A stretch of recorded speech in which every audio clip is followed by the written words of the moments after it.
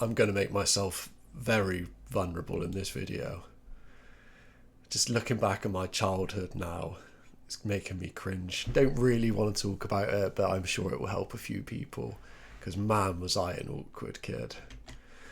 Childhood was so painful for me just because of my complete lack of self-awareness, social skills, and high school was just an absolute nightmare. I was annoying, I was obnoxious, I was really loud and outgoing, but I was just a pain in the ass to be around. I would exaggerate all the time. I tried to impress people with lies because I wanted people to like me, but all I was doing was pushing people away because they could see straight through my bullshit, basically. And it was a difficult time. I only ever talked about myself. I showed no real interest in others, and predictably, I got the results that I got, which was being on the fringe a little bit socially. I felt isolated, misunderstood. I became very defensive as well. It almost became a defense mechanism that I would protect myself by pushing people away. So I was craving connection. But when people did step into my life that could provide that, I wouldn't want to get hurt. So I would almost reject them first before they could do it to me. They could have been friends, but I pushed them away. Man, I took every joke personally. Teases really got to me. I thought I was being attacked, and it was difficult. A very, very difficult time. I felt like such a victim. I felt like the world was against me, and I thought that none of it was my fault. I thought that I was just the poor little boy who was being victimized by everyone else, basically. Absolutely no self-awareness that it was my actions which were causing other people to treat me that way. Eventually, as I grew up a little bit, got some more experience, started to make some more friends, had a few more positive experiences with people, I started to realize that actually I was in control of what happened to me in my life. I wasn't just a helpless little victim. But because of the experiences I'd had, because my behavior had caused bullying, I had developed extreme social anxiety. I would often avoid going out places. If I did, I would drink heavily just to feel comfortable enough to actually go out and socialise.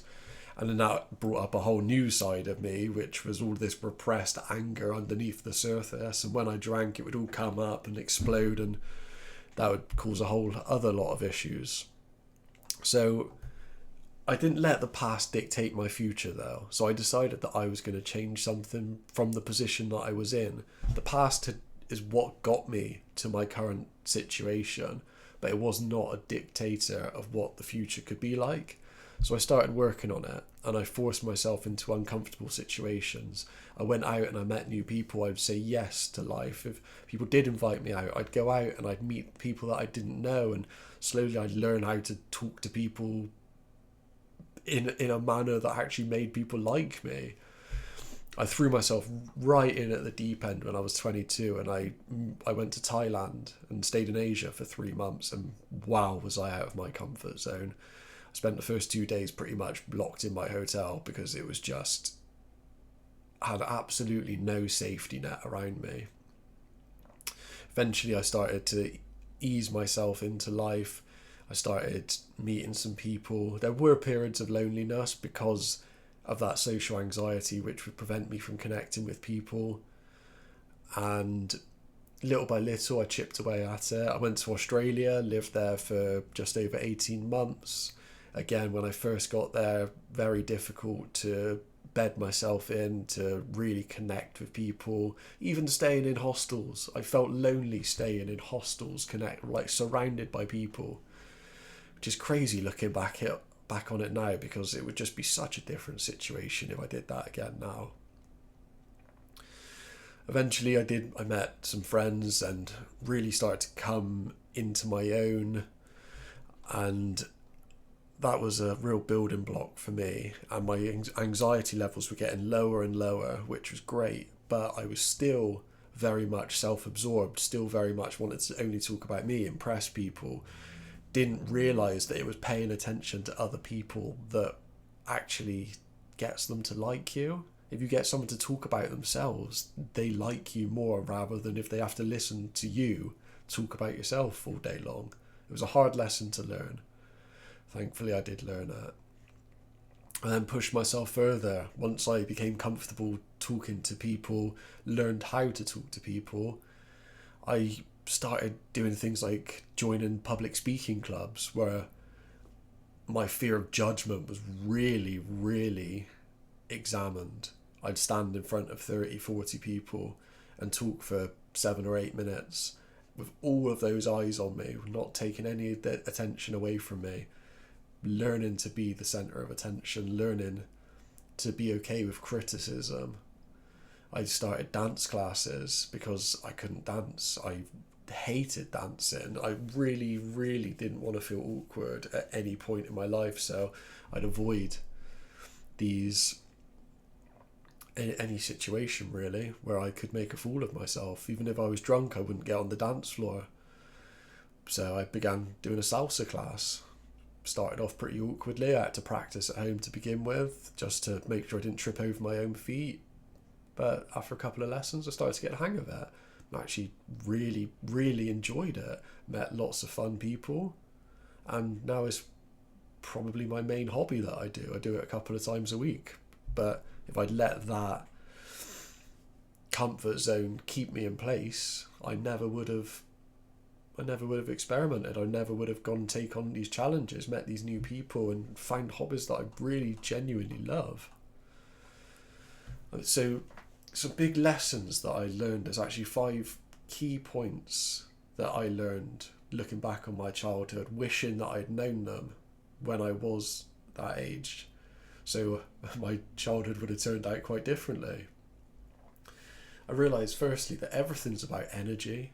If you've got a negative energy, you put that out into the world, you're going to get a negative response. If you complain all the time, or if you're criticising other people, then that energy comes back to you. I learned that the hard way. Secondly, you've got to be interesting.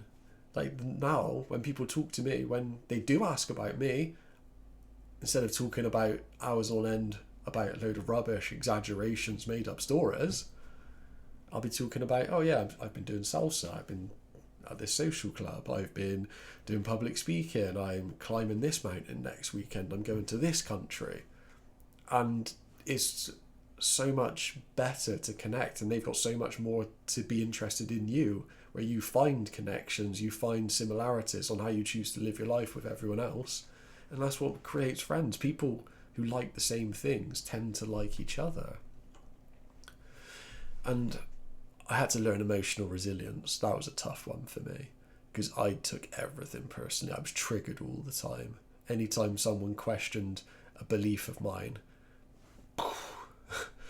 crazy really. So I learned to never take things personally. I learned to, if people did question my beliefs, if people did criticize me, I learned how to let that trigger come up and flow out of me, rather than become defensive, take everything personally, and get overwhelmed at the situation, push that person away because they were attacking me. I just stopped taking things personally. I just kept cool in all situations. And often it was such a misunderstanding. The times when I was younger and I think people were attacking me, not at all. I just had such a victim mindset that I would create that story in my head, and it became a self-fulfilling prophecy. When I learned to be calm, collected in all situations, I looked at it completely differently. Often it was people trying to connect with me, and that was an important learning curve for sure. And I learned a couple more things. Is that by keeping criticism to yourself and only looking for the positive, people really appreciate that. People want to be told they're doing well.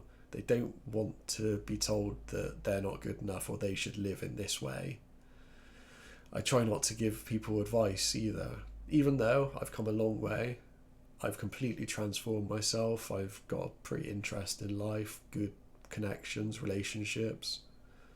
If someone asks me directly for advice, I'll give them advice. In my therapy sessions that I now hold for people, of course they get advice, but in my personal life, I try and just keep my opinions to myself because they're my opinions and I don't need anyone else to know them. I don't need to try and change anyone. I can just accept them as they are. So I do have some regrets about childhood. It could have been very differently if I had known then what I know now. But of course, that's where that pretty famous phrase comes in, that youth is wasted on the young, right? But even though it was difficult, even though it was very challenging, I'm grateful for it.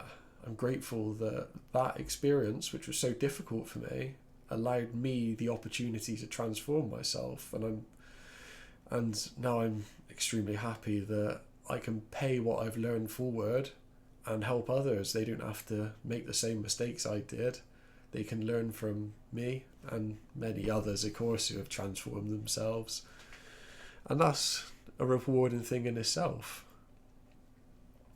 So if you do feel like you struggle socially, if you're clueless like I was once, these social skills are learnable. You're not just stuck that way. It's not who you are. It's just that you need to take the time to really learn how to talk to people, how to better yourself, how to become interesting, and then life changes completely.